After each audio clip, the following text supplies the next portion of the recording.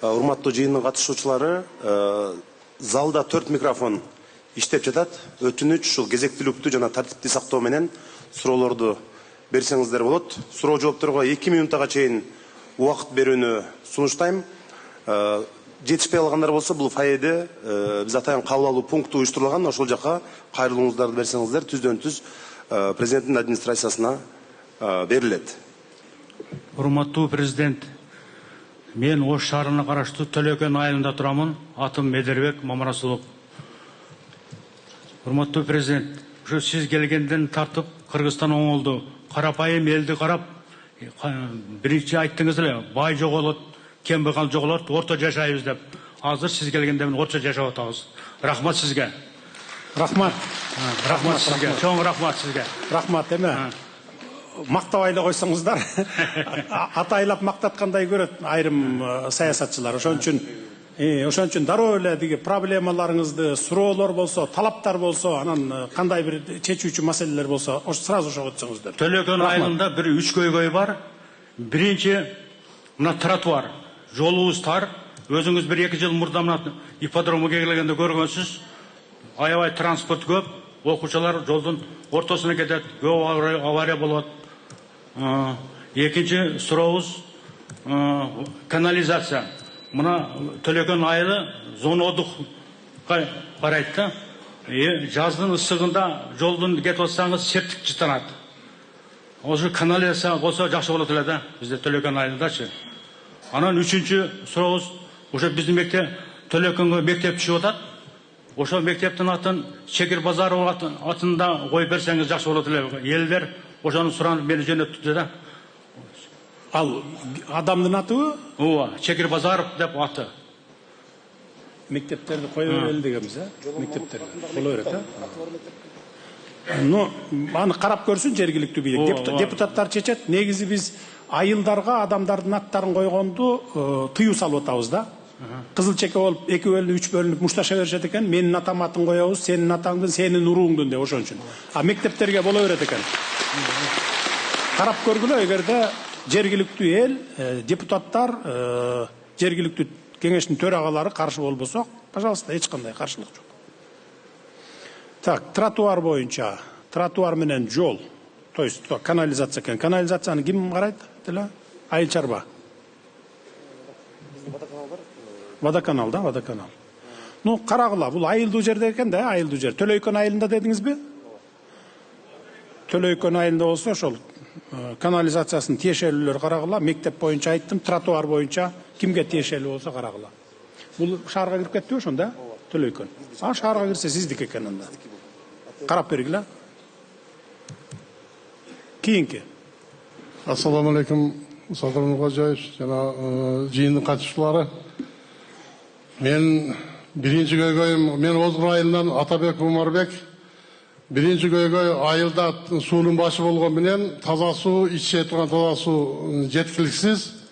Экинчи маселем, жер бар, детсадка бөлүнгөн. Бирок ошол жыйынтыгына чыгып, жакында Кудай кааласа үмүт өттүрөбүз, детсад салынган. Себеби Озгурда болгону бир гана кичине детсад бар.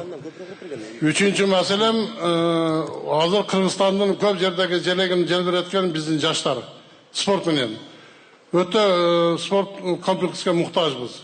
Ошол детсаддын жанына спорт комплекс курдуруп берсеңиздер. Кайсы айыл дедиңиз? Озгур айылы. Өзгүр? Озгур. Төртүнчү маселем, 2017 жылдан бери Озгур айылынын үлүш жерин жеке менчик, жеке инсандар өздөрүнө менчик кылып үлүш жерлерди бөлүп туруп документтештирген дагы азырга чейин сот процесси аягына чыкпай жүрөт. Элдин үлүшүн жеке менчиктер менчиктештирип алган. Ошол маселе эмге чейин чечилбей жүрөт. Азыр токтоп туруңуз. Элдин үлүш, элге тийген үлүш жерди ким менчиктештирип алат? Чиновниктерби? Ошо чиновниктер. Бири Урустам деген неме суу чарба немесине иштейт. Сулайман Урустам деген. Азыркы чейин ошонун жыйынтыгы чыкпай жүрөт. Ким болуп иштейт ал, Сулайман Урустам? Суу чарбасында иштейт эле.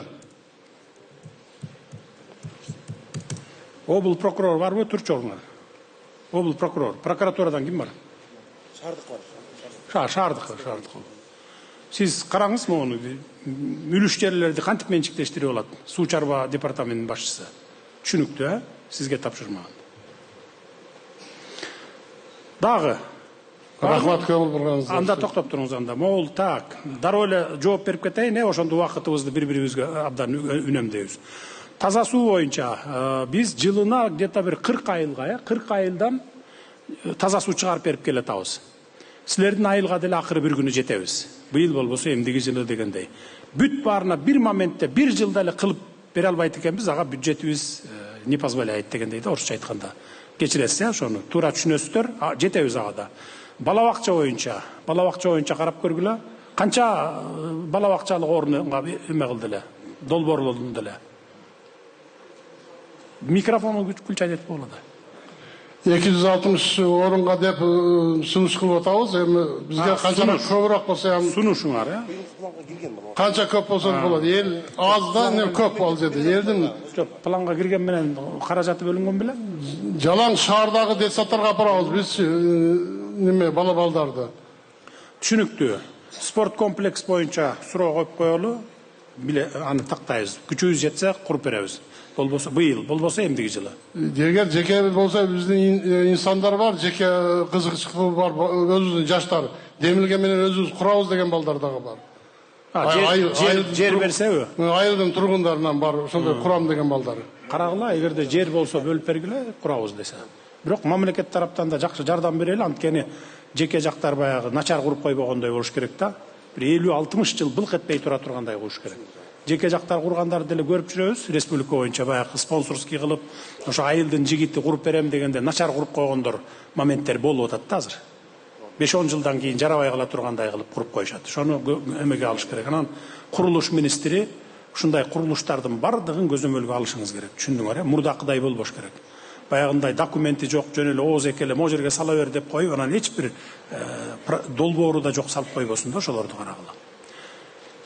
Так. Түшүнүктүү болду. 4-чү маселеңиз боюнча шаардын прокурору, сиз муну текшересиз дагы башкы прокурорго далаш этесиз, анан ал мага айтып койсун. Түшүнүктүү, экөөңөргө.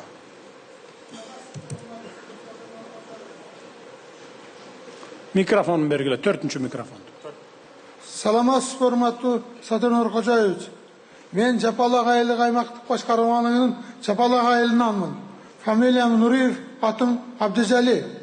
Урматтуу Садыр Нуркожоевич, биздин Жапалак айылдык аймактык башкармалыгы шаарга өткөнүнө 30 жылдын тегерегинде болуп калды. Бирок 15 жыл мурда башталган бизде айылга киргизилген газдаштыруу башталып, көп иштери бүтүп, бирок аягына чейин чыкпай турат. Ушул маселени чечип берсеңиз. Экинчи, Жапалак айылдык аймактык башкармалыгында канализация жок. Мына Төлөйкөн, Озгур барыбыз бирбиз. Урматтуу Садыр Нуркожоевич, бир Жапалак айыл аймагына карайбыз. Ушул маселеге көңүл буруп койсоңуз. Рахмат сизге. Жакшы, түшүнүктүү. Газдаштыруу маселеси боюнча азыр газдаштыруу системасын карап көрүшүбүз керек. Бул боюнча иштер жүрүп атат, токтогон жок. Канализация боюнча мэрия силер карагыла, эми канализацияны бүт эле Ош шаарына кошулган жана АТРдын негизиндеги аймактардагы айылдардын бардыгын канализациясын кошушуңар керек. Кеңейтесиңерби, же болбосо Оштун мощности чыдаса Ошко кошкула тегерегин. Болуп чыдабаса анда башка жаңыча канализацияларды куруп, очистной сооружениялерге кошуш керек. Кийинки. Ассаламу алейкум. Кыргыз эли, Ош шаарынын тургундары, урматтуу Садыр Нуркожоевич, биздин президентибиз ушундай мүмкүнчүлүк берип, эл менен түз байланышка чыкканыңызга чоң рахмат. Ыраазыбыз. Сыртта турдук, кире албай, бирок мүмкүнчүлүк болду. Элди ойлоп. Мен сизге биринчи суроом мындай да. Неге кире албай турдуңуз? Киргизбей аттыбыз, эмне? Жазылбай калган экенбиз. Жазуу менен киргизип атасыңарбы? Барбы дагы сыртта турган кире албай? Эми билбейм. Сыртта тургандар барбы дагы кире албай? Же жок? Кудайдан болуп чакырып калышты, кирип калдым. Так, охрана ким? Сырғақ. Ярослан Сырғақ. Кире албай турабыз дегендердин бардыгын текшерип, металл схемаңар менен киргизгиле могут. Те артында тегерегинде тура берсин батышынча. Давай, срочно киргизгиле. Рахмат, чоң. Эми рахмат Садыр Кожоевич. Эми чындыгы үчүн бир нерсе айтып коюш керек. Бул жигит 3-4 жолу мэрияга келип, мен өзүм айткам, ушул көйгөйүңөрдү президент келгенде барып айтасыңар деп, тескерисинче көйгөйбаларды биз өзүбүз чакырганбыз. Анын ичинде мен сизди таанып атам, сиз дагы болупсуз. Президент келгенде кирип ачык айтасыңар деп айтканбыз. Эми ошондой жактарын да айтып коюш керек да силер. Туура. Рахмат. Биринчи суроом, урматтуу Садыр Нуркожоевич, мына үлүш жер маселеси да. Бул Аты жөнүңүздү айтыңыз. Атым Уланбек, фамилиям Жалилов, Ош шаарында туулганмын, Ош шаарынын тургунумун. Маселе Ош шаарында, шаардын ортосунда 5 микрорайондун ичинде калып кеткен 79 гектар жер бар. Бул деген шаардын ичиндеги бүт коммуникацияга тиешеси бар жер. Бул жер бүгүнкү күндө талашта турат. Мына шаардыктар билет, Осмонов көчөсүнөн Темирязева көчөсүнө чыккан Ак Тилекке микрорайонуна барган Запныйдан эки беттеги жер. Билесиздер да тургундар. Ушул жерге Темирязева көчөсүнө былтыры мурунку мэрия жетекчилиги тарабынан жол кеңейтүү деп жер алышкан. Жер алганда биз ошол жердин өкүлдөрү, элдери, жеке менчик үлүш жердин ээлери жер бергенбиз. Бирок ошонун бардыгын бизди разы кылбай, мыйзамсыз тартып алып коюшту. Жолду салып коюшту. Ош шаарынын мурунку мэрия жетекчилиги. Ошо 70 гектардын канча жерине жол түшүп калды? Аны ошол өздөрү тиешелүү адистер билет. Ал жерде канча кишинин жери? Сиздики элеби же башка? 1300 адамдан ашык 10 сотиктен тийген 70 гектар жер 1300 адамга тиешелүү. Түшүнүктүү. Анда мындай кылышыбыз керек да, муну Жанар мырза. Жеке менчиктерди жөн эле тартып алып койгонго болбойт. Жеке менчик кол тийгизбөз негизи. Мейли жер болобу, мүлк болобу, мал жан болобу. Анда бул канча жолго деген немеси түшүп калды экен, баягы. Канча гектарына жол түшүп калды экен, эсептеп чыккыла дагы компенсация кылып, булар менен баягы мировой менен, тынчтык келишими менен чечишиңиздер керек. Башка жерден жер берип, эгерде кимдерге эме болуп кала турган болсо. Эгерде шаарда жер жок болсо, анда биз башка жакынкы айыл өкмөттөрдүн ФПС жеринен берсек да болот. Алмаштырып берсек болот да, өкмөттүн токтому менен чыгарып туруп. Анан ал эгерде шаардын ортосунда калган жер болсо, ал жерди анда бир жолу эле баарыныкын алмаштырып беришибиз керек, алмаштырып алышыбыз керек да, ал жерге ГИК аркылуу элге баягы үй жокторго үй куруп беришибиз керек. Мен азыр билбейм кандай жер экенин, мен көрө кетейинчи аны бүгүн эртеңгерге. Бергиле микрофонун биринчи. Былтыры ошол мыйзамсыздык иш боюнча сизге кат жөнөткөнбүз. Мурунку УКМК жетекчилиги Камчыбек Кыдыршаевичке, Ош шаардык прокуратура башкармалыгы Бакытбек Өмүрбековичке, мына жерде 9 барактан турган элдин колу. Биродагы бир өкүл ошол жерге басып барып, мыйзамсыз салынып аткан жолду контроль кылган жок. Эл менен эсептешкен жок. Чогулуштарда видео фиксация бүт запистерибиз бар. Ошону сизден сураныч. Мыйзам жолунда эл ишелерин разы кылып, биз элдер каршы эмеспиз, бере турганча жерди беребиз деп уже бердик, жол салынды. Былтыр сиз Терешкова мектепте ачылышка келгениңизде ошол мыйзамсыз жолдон алып өтүшкөн сизди. Мен өзүм жол тосуп чуркап чыкканга чыгайын деген да бир ойлорум келген эле, бирок ондой кылбадым. Мыйзам менен кетип бара жатабыз мына ушул эл өкүлдөрү. Ошол арыз бүгүнкү күнгө чейин каралбай турат. Сураныч биздин жер үлүш ээлерине суранган компенсациясын берип, жерди берели, биз 20% эмес 50%тен ашык жерди берип атабыз. Ошонун мына жерде мэрия бекиткен трансформацияга постановление чыгарып коюшкан. Ошонун негизинде бизге компенсациясын берип, биз элге да берели, эл разы болсун, жер разы болсун деп сунушка келдим эле сиз. Болду, мен азыр жазып алдым. Бул чогулуштан кийин тиешелүүлөрдү, мэрди баштаган тиешелүү адамдарды, мамлекеттик кызматкерлерди өзүмө чогултам, анан чечебиз муну. Саламатсызбы, Садыр Нуркожоевич? Мен Пакирова Зарина Убайдуллаевна Ош шаардык санапит көзөмөлдөө борборунда вирусологиялык лабораториясынын бөлүм башчысы болуп эмгектенем азыр данный момент. Мен маселем бул ипотекалык үй боюнча ушул Кыргызстанда пандемия убакта 2020 жылы 17 мартта Кыргызстанда биринчилерден болуп ковид илдетин ПЦР лабораторияда тапкан кыздардын бири мен болом. Ошол мезгилде правоохранительный органдарга келип мени кантип таптың, не кылып таптың деп өзүнүн баягы функциональный обязанностьтарын аткарган, анын туура түшүнөм, кысымга алып. Бизде Кыргызстанда жок болсо кандай эмне депчи. Мен эми ипотекалык үйдө көп жылдан бери очередте турамын. Мурун билесиздер, первоначальный взносу 30% төлөш керек болуп, ал мезгилде айлык маянабыз жетпей ала албай жүргөнбүз. Андан кийин мына Ош шаардык ипотекалык бөлүмгө электронный очередке турганмын. Андан сырткары ГИКте дагы электронный очередте турамын данный моменттагы. 432 номер болду. Азыр сиз айтып аткан үйгө дагы барсам 500дөн ашык патир бүттү, бирок алга сан илешпейсиң. Бизде 5 направление менен мамлекеттик ипотека берилип жатат деп. Бирөө 4%, 8% кылып бөлгөндө биздин очередибизге 28-29 жылдары гана жетесиң деп бизди ошентип аркага кайра тартып күтүп эле жүрөбүз. Общий стажым 20 жыл. Ошого сиз жылдын башында өзүңүз медицина кызматкерлерине 5000ден ашуун кезексиз ипотекалык патирди беребиз деп демилге көтөрдүңүз эле. Ошонун алкагында очередибизди жылдыртып, ошо азыркы бүтүп аткан үйлөрдөн кезексиз берип коюңузду суранат элек.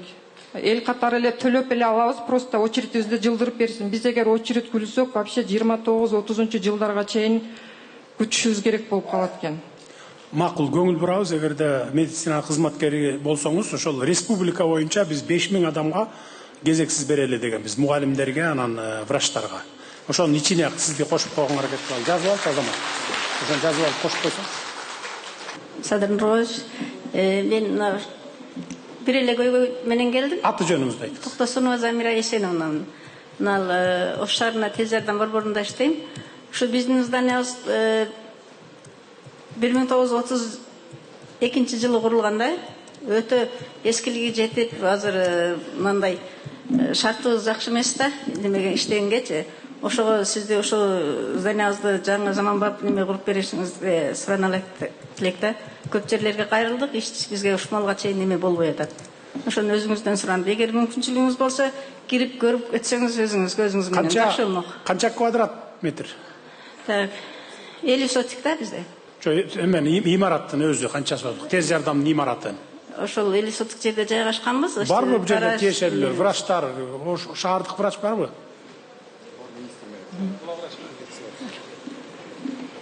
Канча мындай көлөмү канча? Саламатсызбы, Садыр Нуркожоевич. 100 квадрат. Азыр биздин ал жерибиз 150 метр квадраттан ашык, андан гараждарыбыз бар. Гараждарыбыз дагы эскилик абалда, уже баары 32 жылы курулган, андан бери эч кандай капиталдык ремонттон өткөн эмес. Канча машинеңер бар тез жардамга? Бизде 26 машинабыз бар. Ошо шаар боюнча ошо бир эле тез жардам участок ошо жерби? Бир эле ошол жер. Зданияңардын өзү 150 квадрат метр дейсиң? 150 метр квадрат. 150. Бир этаж уже фундаменттери жер менен бир болуп неме болгондо 2017 жылы МЧС тараптан уже сноска деп берилген, бирок 2017 жылдан бери ар жака кат жазабыз, бирок жооп болбой атат да бизде. Макул, мен ушул өзүмдүн эле спонсордук фондуман, демөөрчүлүк фондуман эле курдуруп берейинчи. Бюджетте каралган деп. Рахмат, Садыр Нуркожоевич, чоң рахмат. Азамат, жазып кой, эмеден булардан кат алып туруп, мага алып келесиң, мен кол коюп берейин, анан сен курасың ким? Министр строительства. Сметасын чыгарып, экөөң биригип туруп, сметасын чыгаргыла, эми көп деле эмес экенде, 150 квадрат метр турбай. Эми азыр заманбап талапка ылайык кылып бир где-то бир 250-300 квадрат метр кылып бергиле, бай отурган жерлерин. Анан гараж тияк баягынын баарын сметасын алып келесиңер. Түшүндүңөр, э? Саламатсызбы, Садыр Нуркожоевич, саламатсыздарбы? Мен Аймирова Гүлжан, Ош шаарынын Краснофлотская көчөсүнүн сностон келген 65 жашоошунун атынан кайрылып жатам. Биздин үйлөр снос болгонуна 9 ай болду. Бирок ошо карабастан 9 ай болгонуна карабастан биз эч кандай документ ала элекпиз.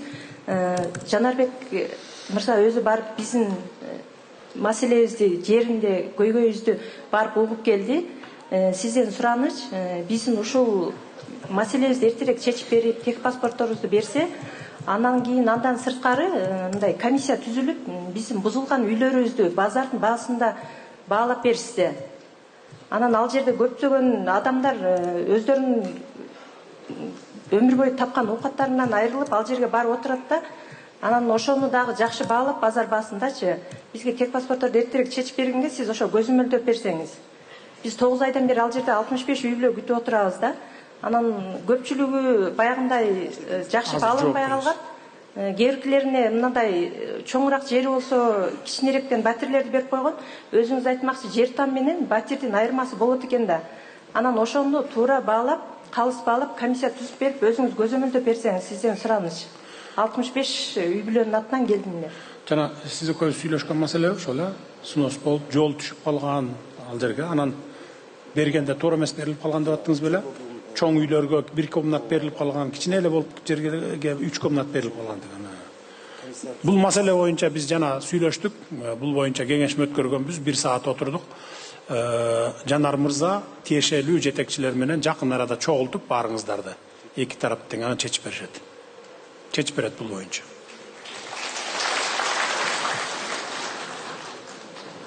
Саламатсызбы, Садыр Нуркожоевич. Ош шаарына кош келиңиз. Ушул менде бир атыңыз? Ош шаарында төлгөм Мухтаров Анвар Арипович. Ким дейсиз атыңыз? Ош шаарында төлгөм Мухтаров Анвар Арипович. Анвар мырза. Анвар мырза. Ош шаарында төлгөм Заднепровский 24 биринчи үйдө турам. Элдерди жөйгөлөр менен келгем. Бекмамат Осмонов боюнча азыркы убакытта снос иштери улантууда. Анан ошол элдер мага көп ошол жакта тургундар мага айтып кетти. Ошону Садыр Нуркожоевичке жеткизип кой, кирсең дедилер. Макул, мен ондо кирип өзүнө жеткизип коем дедим. Компенсация боюнча ал жерде 4-5 үйлөрдө адамдар жашайт, 4-5 үй бүлө бир. Ошолор азыркы убакытта бир комнатада жашап калышканда, ошондуктан жерби или домбу беришиңерди суранып. Азыр токтоп турсаңыз, Бекмамат Осмонов деген ким ал? Бекмамат Осмонов көчөсүнүн көчөсү деңиз. Тургундары дебейсиз. Тургундары боюнча. Анан Кукумби көчөсү боюнча, ошол компенсация боюнча тоже бай снос болгон. Снос боюнча, ооба, снос болгон, бирок кээркилерге дом берген. Азыркы убакытта ГИКтин жетекчилери келип чыккыла, бул мурунку мэр. Бул боюнча азыр эле айтпадыкпы мына 1 саат отурдук, 900гө жакын үй бүлө дедиңизби? Жанар мырза, канча 900гө жакын үй бүлө деп аттыңыз беле? Жалпы 745, Баарыңар менен мына жакын карада баарын бүтүрөт. Рахмат, Садыр. Анан бир суроом бар эле, сураныч берип койсом. Амур Тимур көчөсүндө мурунку Женишбек Шерматович жарымына асфальт таштап койгон эле да. Анан тургундары ошо барсаң ошону айтып кой. Жанар Акаев до конца улантып коебу асфальтты деп суранды эле. Садыр Нуркожоевич, ошо элдердин жөйлөрүн жеткизип коюшуң керек сизге. Биз жанакы кеңешмеде отурган кеңешмебизде баарыбыз чогулуп отурган жерде сөз болду. Муну кайталабай эле койсоңуздар, азыр курулуп аткан объектлер 100гө жакын экен. Бардыгы тең мындай сөзмө сөз сүйлөшүп турдас. Болду, сен могу жерге кура бер, мен сага акчаңды берем деп коюптур. А строительдерге эмне ал жерге иш болсо болду. Анан мисалы бир 50 миллион сомго бүтө турган жерди строитель келип туруп, мен муну 100 миллионго салам, ошо проект 100 миллион болот десе, а болду, мен сага 100 миллион берем деп коюп эле кура берген экен да. Эми анын баарын токтотпой эле деп мына мен курулуш министринин Атай ээрчитип алдым. Мындан бир 20 күн мурун, 1 ай мурун жибергенмин Ош менен Жалал Абадка. Ушундай курулуштарды текшерип кел десем, бир дагы документи жок. Керек болсо үйлөр трансформация болбогон жерге куруп ийиптир үйлөрдү. 100 гектар жер, 100 гектар жерлерге, ар кайсы жерлерге, шаардын ичи, шаардын сыртыны, бай Атайыр боюнча шаардын территориясына кирген участоктарга да куруп ийиптир. Анан курулушун биз мисалы Бишкекте $700 под ключ кылып куруп атсак, мисалы мектептерди, больницаларды жана башкаларды бүт мебелдери менен куруп атсак, кээ бир жерлерде биякта Ош Жалал Абадта 1400 деп договор түзүп алышыптыр. Келишим. Анан жиберип, мына азыр бүт бар, анын баарын тең кайсыл канча процент бүттү, кайерге келип токтоду, канча акча кетти, ошонун баарын эсептеп, эскисин жылдыргыла дагы, таштагыла дагы, мындан ары улап кет деп туруп, министрге мына өткөрүп алып атабыз анын баарын. токтоп калган зданиянын бардыгы бүтөт. Токтоп калган жолдорду дагы улантабыз. Мектептер дагы эмнелер. Анан жана снос болуп, үйлөрү адилетсиз болуп кеткендерди болсо мына мэр өзү бүтүрөт. А калган стройканы мына Минстрой, жол министри бардыгы улантып бүтүрүшөт. То есть башталган ишти баары бүтүрүшүбүз керек да. А жанагы документи жок кура бергенди мен курулуш министрине тапшырма бердим.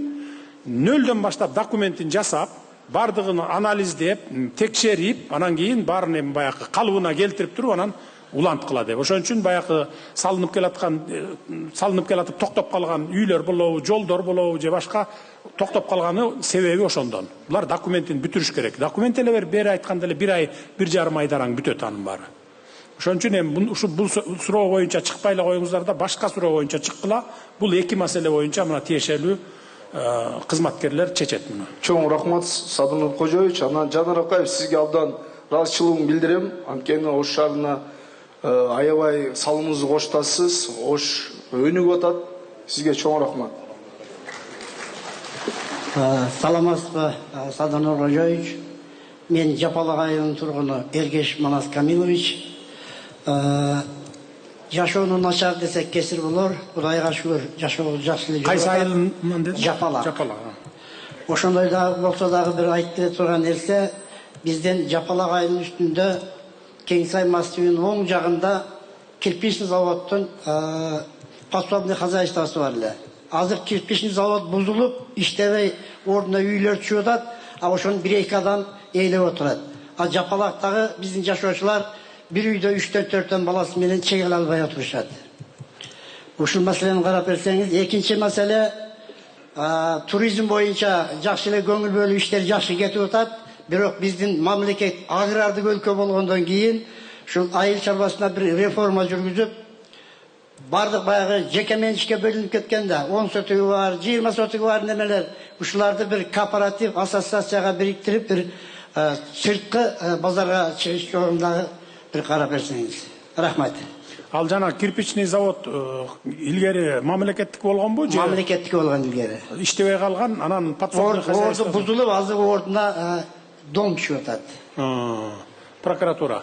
Тиги немесин дагы эле карап, изилдеп көрүп, далилдеп, кандай жол менен алган, бул мамлекеттин жери болсо эсле. Түшүндүңөр, а? Анан талашты. Подсобный хозяйствосы эле да. Түшүнүктүү аксакал, түшүнүктүү. Жана өзүнө дагы келебиз, Кудай